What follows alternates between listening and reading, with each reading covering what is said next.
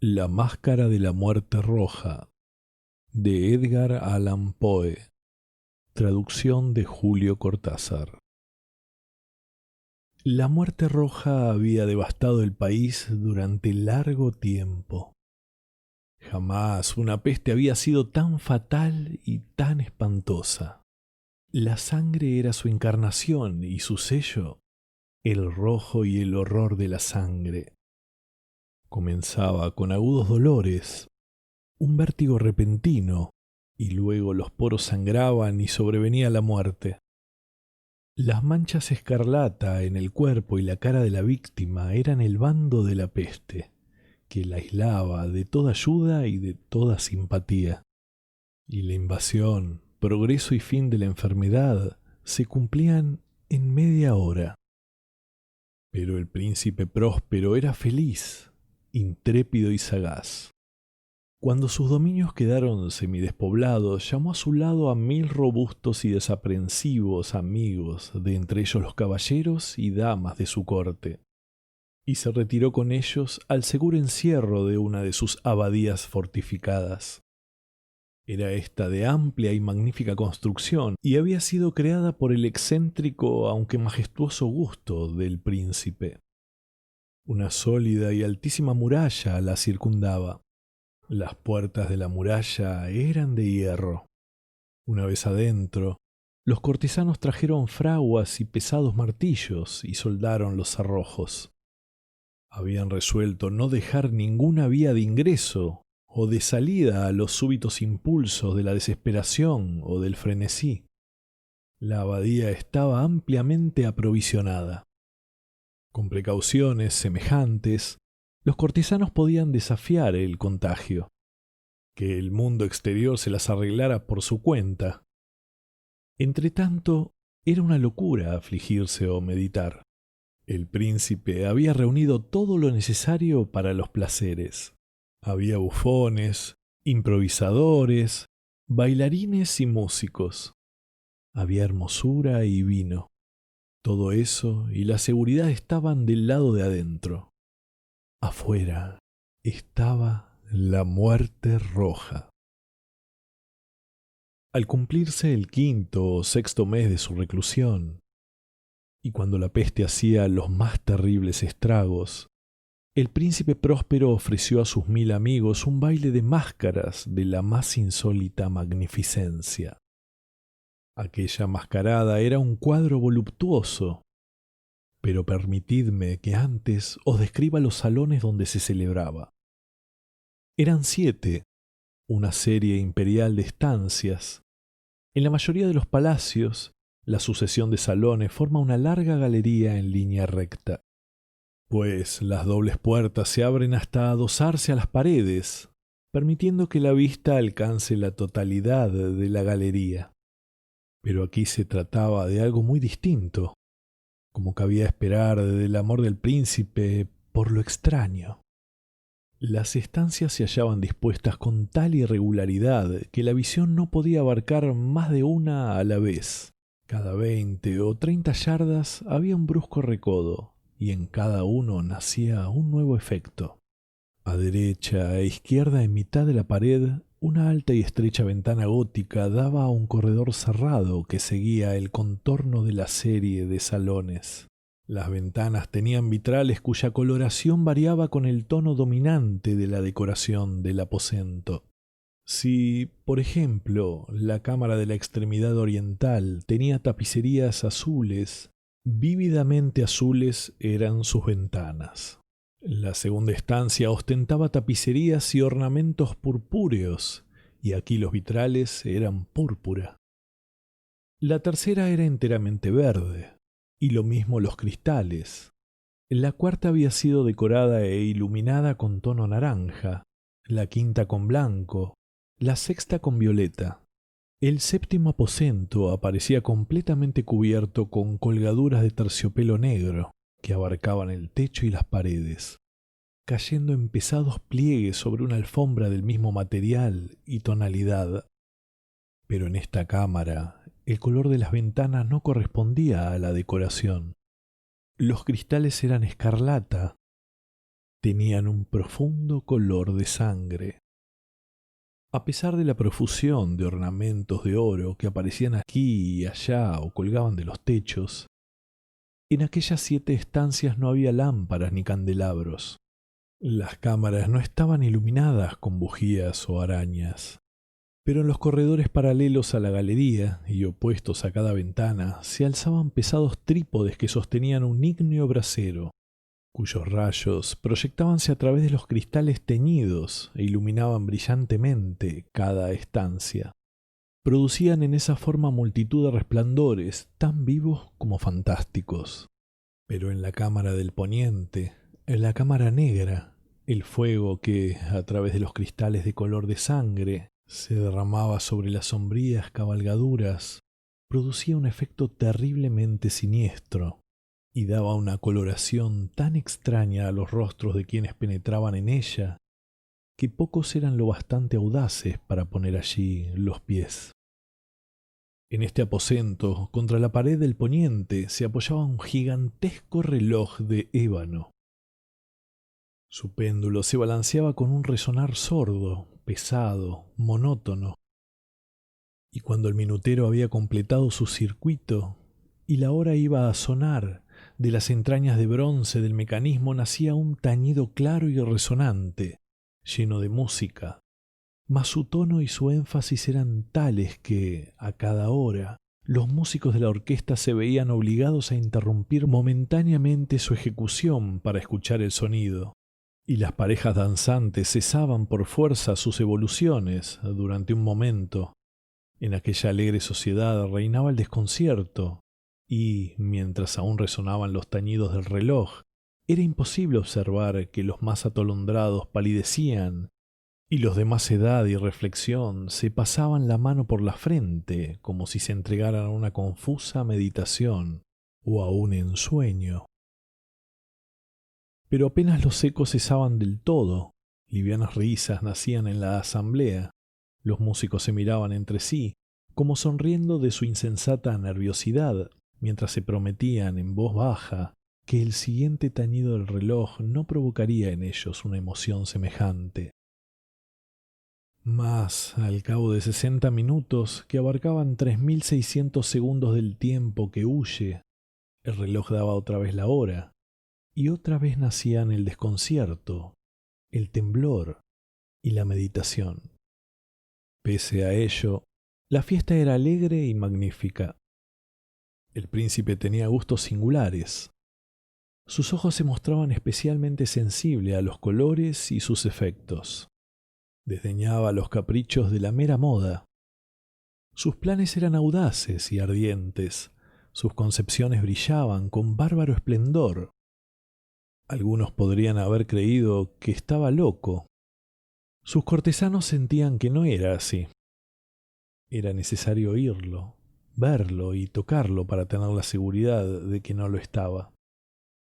El príncipe se había ocupado personalmente de gran parte de la decoración de las 7 salas destinadas a la gran fiesta, y su gusto había guiado la elección de los disfraces.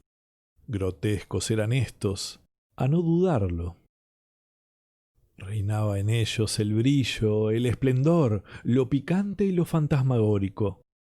Mucho de eso que más tarde habría de encontrarse en Hernani. Veíanse figuras de arabesco, con siluetas y atuendos incongruentes. Veíanse fantasías delirantes, como las que aman los maníacos. Abundaba allí lo hermoso, lo extraño, lo licencioso, y no faltaba lo terrible y lo repelente. En verdad, en aquellas 7 cámaras se movía, de un lado a otro, una multitud de sueños. Y aquellos sueños se contorsionaban en todas partes, cambiando de color al pasar por los aposentos y haciendo que la extraña música de la orquesta pareciera el eco de sus pasos.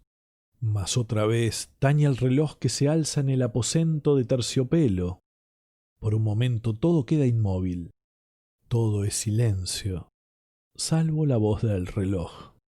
Los sueños están helados, rígidos en sus posturas, pero los ecos del tañido se pierden.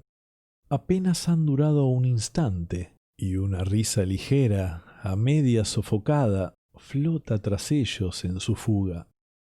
Otra vez crece la música, viven los sueños, contorsionándose de aquí para allá con más alegría que nunca, coloreándose al pasar ante las ventanas, por las cuales interrumpen los rayos de los trípodes. Mas en la cámara que da al oeste ninguna máscara se aventura, pues la noche avanza y la luz más roja se filtra por los cristales de color de sangre. Aterradora es la tiniebla de las colgaduras negras, y para aquel cuyo pie se pose en la sombría alfombra, brota del reloj de ébano un ahogado resonar mucho más solemne que los que alcanzan a oír las máscaras entregadas a la lejana alegría de las otras estancias. Congregábase densa multitud en estas últimas, donde afiebradamente latía el corazón de la vida. Continuaba la fiesta en su torbellino hasta el momento en que comenzaron a oírse los tañidos del reloj anunciando la medianoche.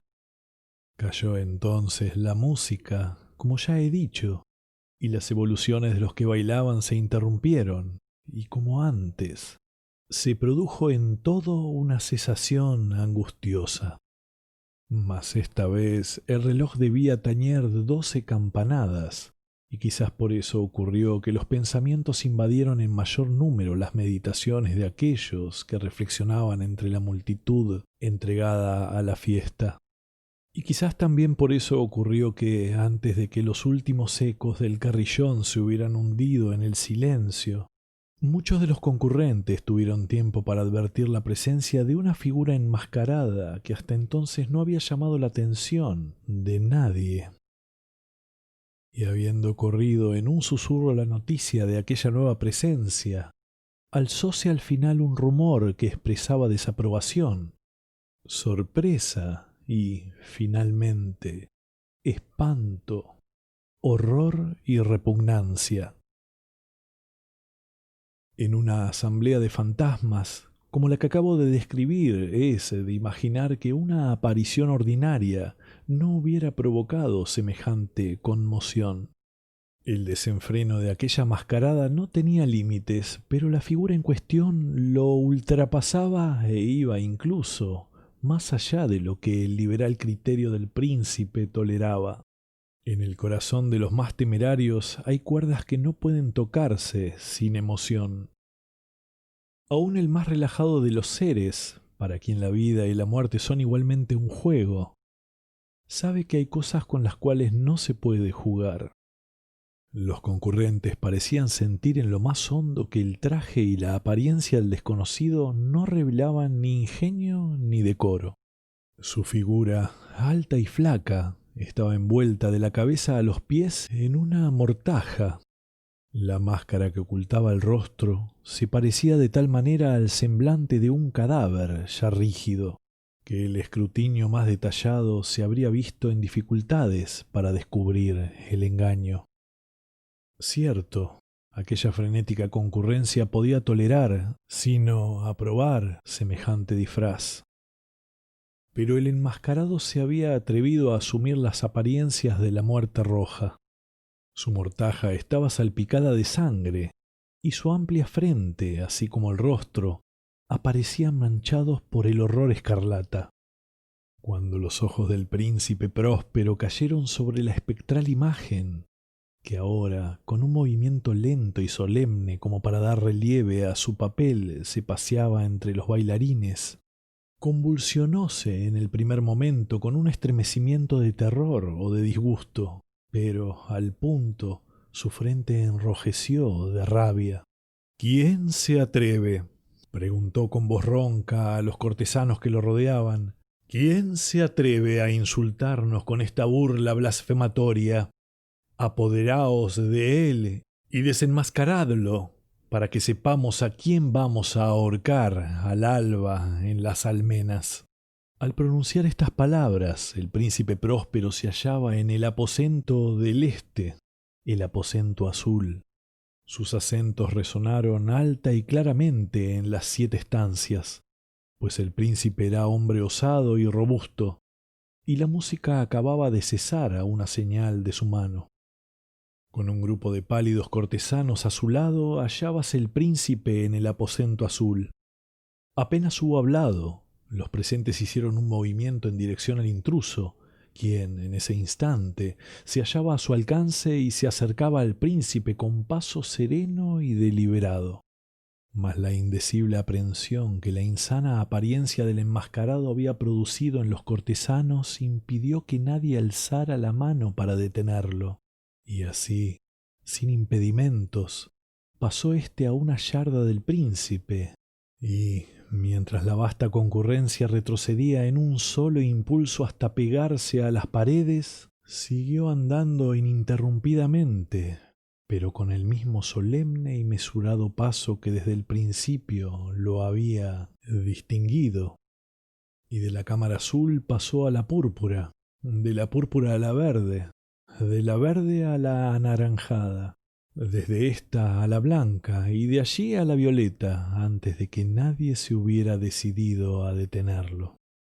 Mas entonces el príncipe Próspero, enloquecido por la rabia y la vergüenza de su momentánea cobardía, se lanzó a la carrera a través de los 6 aposentos, sin que nadie lo siguiera, por el mortal terror que a todos paralizaba. Puñal en mano, acercóse impetuosamente hasta llegar a 3 o 4 pasos de la figura, que seguía alejándose, cuando ésta, al alcanzar el extremo del aposento de terciopelo, se volvió de golpe y enfrentó a su perseguidor. Oyóse un agudo grito, mientras el puñal caía resplandecientemente sobre la negra alfombra, y el príncipe Próspero se desplomaba, muerto.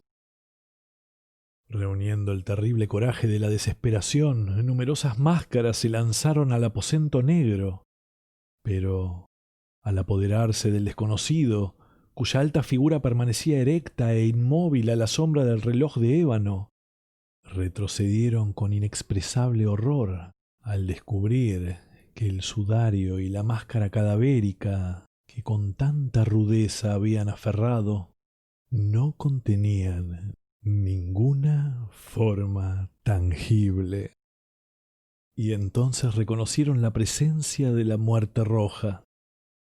Había venido como un ladrón en la noche, y uno por uno cayeron los convidados en las salas de orgías manchadas de sangre, y cada uno murió en la desesperada actitud de su caída, y la vida del reloj de ébano se apagó con la del último de aquellos alegres seres, y las llamas de los trípodes expiraron, y las tinieblas, y la corrupción, y la muerte roja lo dominaron todo.